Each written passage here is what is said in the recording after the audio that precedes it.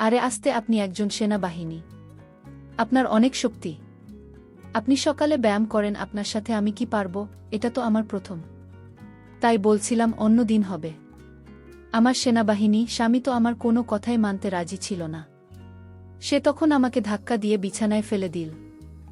বন্ধুরা, মূল ঘটনাটি শুরু করার পূর্বে তোমাদের কাছে ছোট একটা রিকোয়েস্ট, তোমরা যারা এখনও আমার চ্যানেলটি সাবস্ক্রাইব করোনি তারা চ্যানেলটি সাবস্ক্রাইব করে পাশে থাকবে। এবার আসল ঘটনাটি শুরু করি। আমার নাম ফারজানা। বিয়ের দিন বাসর রাতে জানতে পারি যে আমি নাকি মা হতে চলেছি। কিন্তু এটা কি করে সম্ভব? কারণ বিয়ের আগে তো আমি কখনো কোনো অচেনা ছেলের সঙ্গে কথা বলা তো অনেক দূরের কথা। আমি তো কোনো আলগা ছেলের সঙ্গে কথা বলতে ভয় পেতাম। আমার বিয়ে একজন সেনাবাহিনীর সঙ্গে হয়েছিল বাসর রাতে। আমি যখন মুখে ঘোমটা টেনে ও মনে অনেক আশা নিয়ে আমার সাহসী সেনাবাহিনী স্বামীর অপেক্ষায় বসেছিলাম, তার কিছুক্ষণ পরেই আমার স্বামীর বাসর রাতে ভিতরে এসে দরজা ভেতর থেকে বন্ধ করে দিয়ে আমার কাছে এসে বলল, ফারজানা, আজ আমাদের প্রথম রাত। তাই আমি রাতটাকে চিরস্মরণীয় করতে চাই। আর সেই জন্যই আমি প্রথমেই তোমাকে একটা উপহার দিয়ে খুশি করতে চাই। এই বলে আমার স্বামী যখন আমার হাতে একটা সুন্দর দেখে সোনার আংটি উপহার হিসেবে দিয়েছিল, তখন আমি ভীষণ খুশি হয়েছিলাম। তারপর স্বামী আমার মুখে ঘোমটা তুলে আমার দিকে তাকিয়ে বলল, মাশাল্লাহ ফারজানা, তোমাকে আজ ভীষণ সুন্দর দেখাচ্ছে। স্বামী আমার সৌন্দর্যের কিন্তু অনেক প্রশংসা করেছিল। স্বামীর কথা শুনে আমি তো খুশিতে লজ্জায় লাল হয়ে গেছিলাম। স্বামী যখন আমার পাশে এসে বলল, ঠিক তখনই আমার সঙ্গে এমন একটা ঘটনা ঘটে যে আমার পুরো জীবনটাই পাল্টে যায়। আসলে প্রথম রাতে স্বামী যখন আমার সাথে, তখন আমি অজ্ঞান হয়ে গেছিলাম। প্রথমে আমার মুখে পানির ছিটা দিয়ে আমাকে জাগানোর অনেক চেষ্টা করেছিল।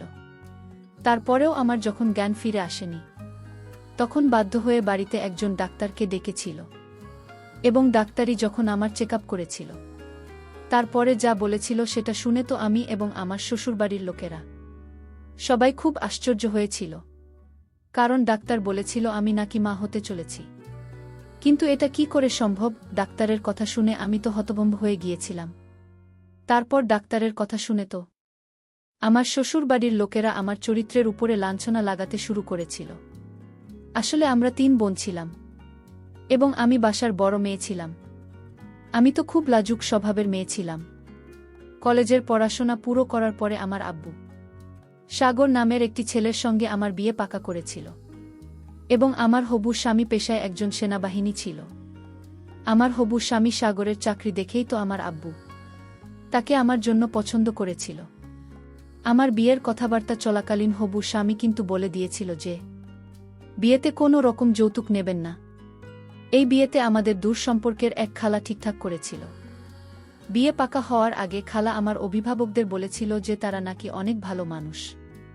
বিশেষ করে আমার খালা হবু শাশুড়ির ব্যাপারে বলেছিল যে উনি নাকি কোনো যৌতুক নেবেন না এবং আমাকে শুধুমাত্র 2 জোড়া কাপড়ে বিদায় করে শ্বশুরবাড়িতে নিয়ে যাবেন। তারপর আমার বিয়ে পাকা হওয়ার পরে আমার শ্বশুরবাড়ির লোকেরা যখন বিয়ের দিন ঠিকঠাক করতে এসেছিল, সেদিন আমার শাশুড়ি আমার আব্বু আম্মুকে আড়ালে নিয়ে গিয়ে বলেছিল যে সে নাকি শুধুমাত্র 2 জোড়া কাপড়ে আমাকে নিয়ে যাবেন। কিন্তু ওই সময় আমার আব্বু আম্মু তো আমার শাশুড়ির কথার মানেটা বুঝতে পারেনি। আসলে উনি তো সব কিছুই ডবল করে চেয়েছিলেন। ওই জন্যই উনি শুধু বারবার 2 জোড়া কাপড়ের কথা বলেছিলেন। সেদিন আমার শাশুড়ি আব্বু আম্মুকে বলেছিলেন যে এই বিয়েটা তো পাকা হয়ে গেছে, তাই উনি 10 ভরি গয়না এবং বাড়ির সমস্ত ফার্নিচার নেবেন। শুধু তাই নয়, উনি নগদ 5 লাখ নগদ টাকাও চেয়েছিলেন। এমনকি উনি এই কথাগুলো সাগরকে বলতে বারণ করেছিলেন এবং আমার আব্বু আম্মুকে হুমকি দিয়েছিলেন যে সাগরকে এই কথা বললে উনি কিন্তু এই বিয়েটা ভেঙে দেবেন।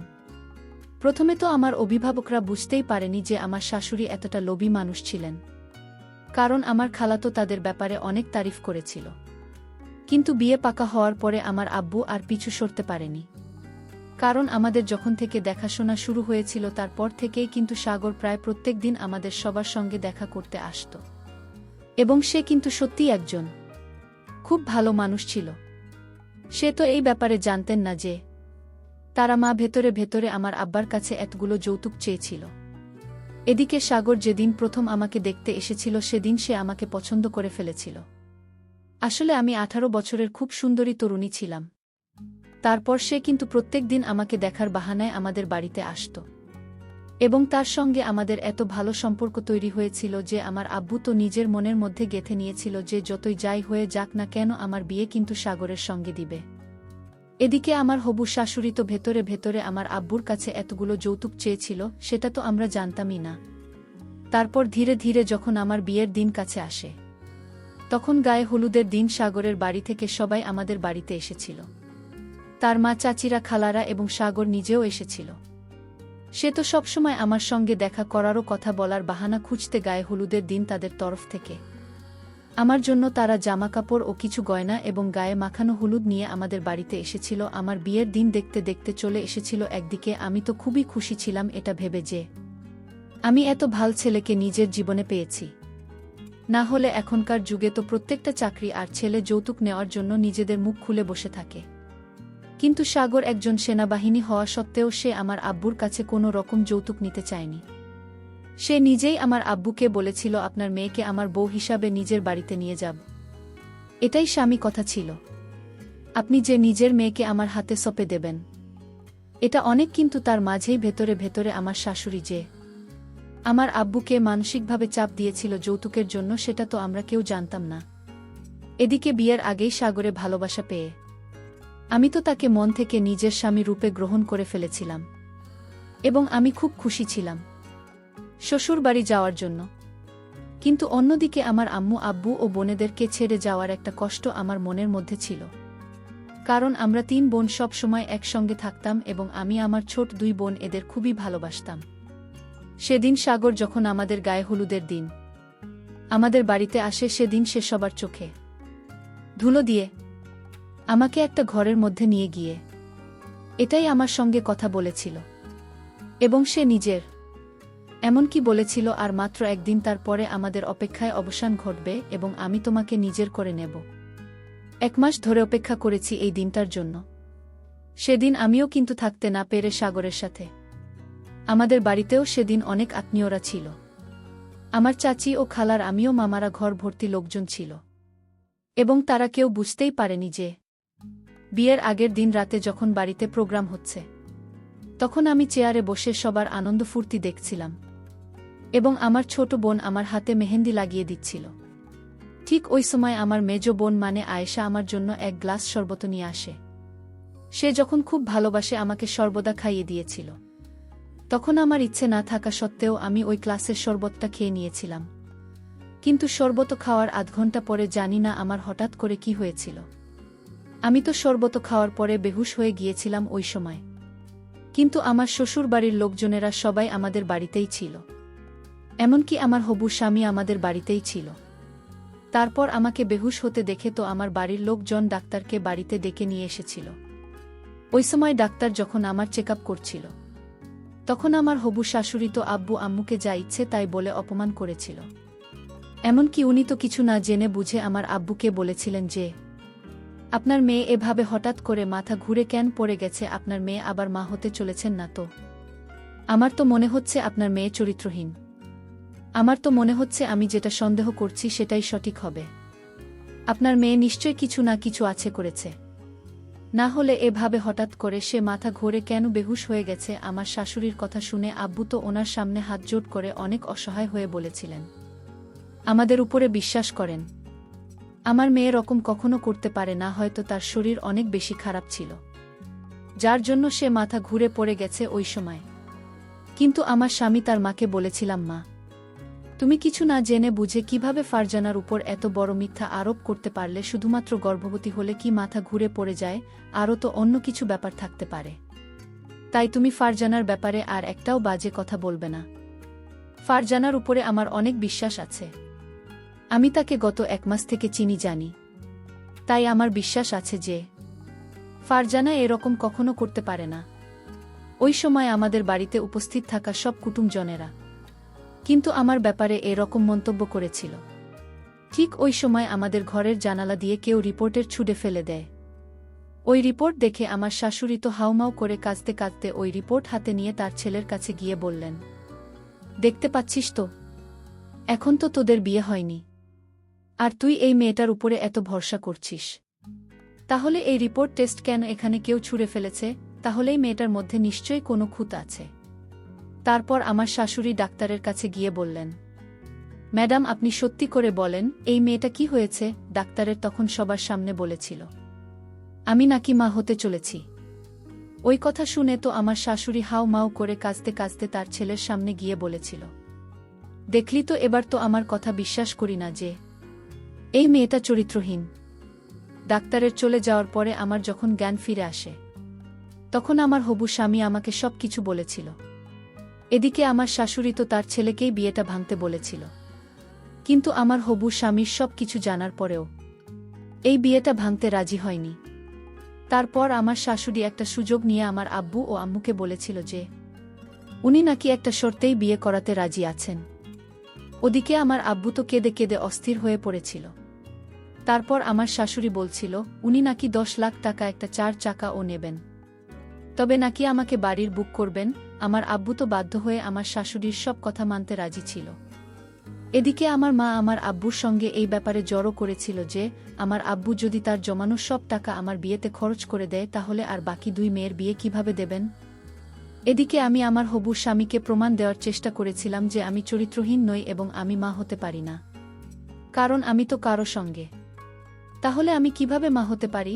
আমি তো অনেক বেশি ঘাবড়ে গিয়েছিলাম আমার বিয়ে নিয়ে, কারণ আমি যখন শুনেছিলাম যে আমি নাকি মা হতে চলেছি, আমি তো তখন ভেবে নিয়েছিলাম যে এবার তো আমার বিয়েটা ভাঙা নিশ্চিত, কারণ কোনো ছেলে বিয়ের আগে যখন মেয়েটার ব্যাপারে এটা জানতে পারবে যে আছে, তাহলে তো সেই ছেলেটা কখনোই মেয়েকে বিয়ে করবে না। কিন্তু সব কিছু জানার পরেও আমার হবু স্বামী আমাকে বিয়ে করতে রাজি ছিল। এবং কেন সব কিছু জানার পরেও আমার স্বামী আমাকে বিয়ে করতে রাজি ছিল এটা জানার পরে কিন্তু আপনারাও আশ্চর্য হয়ে যাবেন। কিন্তু আমার স্বামী বলল শুধু আমার আব্বুর সামনে একটা শর্ত রেখেছিল যে আমাদের বিয়েটা পরের দিন নয়, আগামী 5 দিন পরে হবে, কারণ এসব ঘটনা তো আমাদের বিয়ের আগের দিন হয়েছিল। আমার আব্বু তো ওই সময় ছেলেপক্ষ ওদের সব শর্ত মানতে রাজি ছিল। ওদিকে আমার আব্বু আমার শাশুড়ির কথা মতো সব যৌতুক কিন্তু প্রস্তুত রেখেছিল, ঘরের সমস্ত ফার্নিচার থেকে শুরু করে 10 লাখ টাকা পর্যন্ত। এমনকি মোবাইল ফোন আমার শাশুড়ি যৌতুক হিসেবে চেয়েছিল। এবং সেই সমস্ত যৌতুক আমার বাবা উপরের একটা ঘরে রেখেছিল এবং সেই ঘরের আলমারির ভিতরে 10 লাখ টাকা রেখেছিল। কিন্তু পরের দিন সকালে আমার বাবা যখন ওই ঘরটা খুলে দেখে, তখন দেখি যে আমার বিয়ের সমস্ত যৌতুক সেখান থেকে উধাও ছিল। এমনকি আমার বিয়ের 10 ভরি গয়না, 10 লাখ টাকা সব কিছু উধাও ছিল। এবং আব্বু তখনই বুঝতে পেরেছিল যে আমাদের বাড়িতে চুরি হয়েছে। আমার আব্বু তো হাউমাউ করে কাঁদতে কাঁদতে বাধ্য হয়ে আমার হবু স্বামীকে ফোন করে সব কিছু বলেছি। তারপর আমার হবু স্বামী আমাদের বাড়িতে এসে আমার আব্বুকে সামনে ছিল এবং আমার আব্বুকে বলেছিল আপনি একদম চিন্তা করবেন না, আপনি সব কিছু আমার উপর ছেড়ে দেন, এবং এই সব কিছুকে করেছে তাকে ধরার দায়িত্ব আমার। এমনকি আমার স্বামী সেদিন জানতে পেরেছিল যে এতগুলো যৌতুক তার মা আমার বাবার কাছ থেকে চেয়েছিল। এবং এটা জানতে পেরে তার পরের দিন সকালে আমার স্বামী আমাদের বাড়িতে সবাইকে ডেকেছিল।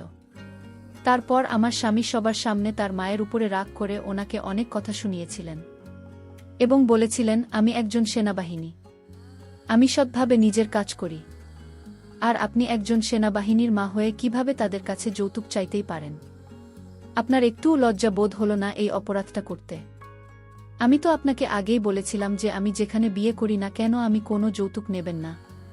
তা সত্ত্বেও আপনি শ্বশুরমশাইয়ের উপরে চাপ দিয়ে এই জঘন্যতম কাজটা করেছেন। এটার জন্য আমি আপনাকে শাস্তি দেব। তখন আমার শাশুড়িকে দেখে তার ছেলেকে বলেছিল, আমি তোর মা, তুই আমাকে শাস্তি দেবি?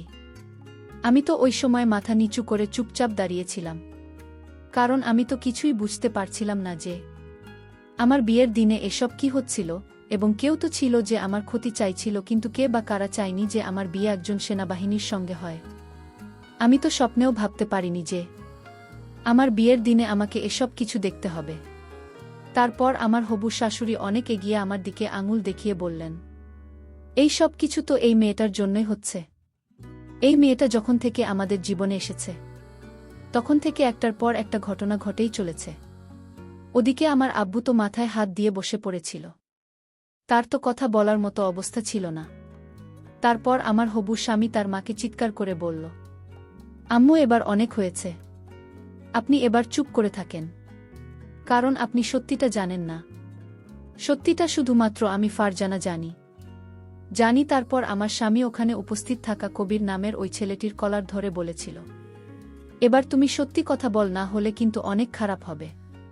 আসলে কবির আমাদের গ্রামে থাকত এবং কবির সঙ্গে আমার মেজ বোন আয়েশার খুব ভালো বন্ধুত্ব ছিল।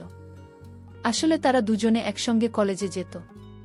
আমরা তো এটাই ভাবতাম যে তাদের দুজনের খুব ভালো বন্ধুত্ব রয়েছে, কিন্তু আমরা কেউ এটা জানতাম না যে কবির ও আয়েশা একে অপরকে খুব ভালোবাসতেন এবং আয়েশা শুধুমাত্র নিজের কথা ভেবে আমাকে এতটা বদনাম করেছিল। এবং আমার মেহেন্দির দিনে যখন আয়েশা আমাকে ভালোবেসে শরবত খাইয়েছিল, তখন তো আমি জানতেই পারিনি যে ওই শরবতের মধ্যে আয়েশা কিছু একটা মিশিয়ে দিয়েছিল, যেটা খেয়ে বেহুশ হয়ে গিয়েছিলাম। তারপর যে ডাক্তারটা আমাদের বাড়িতে এসেছিল সেই ডাক্তারকে কবির ঘুষ দিয়ে বলেছিল যে ডাক্তার যাতে আমাদের বাড়ির লোককে মিথ্যা কথা বলে যে আমি গর্ভবতী আছি, এবং এই সব কিছু আমার সেন আসামি তদন্ত করার পরে জানতে পেরেছিল।